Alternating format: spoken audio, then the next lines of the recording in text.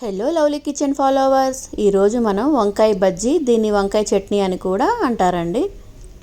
ఇది ఏ విధంగా తయారు చేయాలో తెలుసుకుందాం. లావు వంకాయలకి ఈ విధంగా చాకుతో ఘాటు పెట్టుకొని వంకాయల్ని కాల్చుకోవాలండి.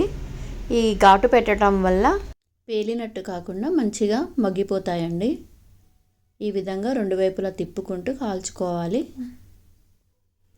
ఈ రంగు వచ్చేంత వరకు కాల్చుకోవాలండి. ఇప్పుడు మనం ఈ చల్లారిన తర్వాత చేతిని తడి చేసుకొని ఈ పొట్టు మొత్తాన్ని కూడా తీసివేయాలి. తడి చేతితో తీసుకోవడం వల్ల వంకాయ పొట్టు సులువుగా వచ్చేస్తుందండి. ఇప్పుడు ఒక బౌల్లోకి ఉల్లిపాయలు కానీ ఉల్లికాడలు కానీ సన్నగా తరుముకొని తీసుకోవాలి. దీనిలోనే సన్నగా తురిమిన పచ్చిమిరపకాయలు, కొద్దిగా పసుపు, రుచికి తగినంత సాల్ట్ వేసుకోవాలి. కొత్తిమీర కొద్దిగా వేసుకోవాలి. ఇప్పుడు ముందుగా తీసి పెట్టుకున్న వంకాయలన్నిటినీ కూడా దీనిలో వేసుకొని కొంచెం చింతపండు గుజ్జును కూడా వేసుకోవాలండి. కొంతమంది బెల్లం తురుముని కూడా వేసుకుంటారండి. దాన్ని స్వీట్ బజ్జీ అని అంటారు.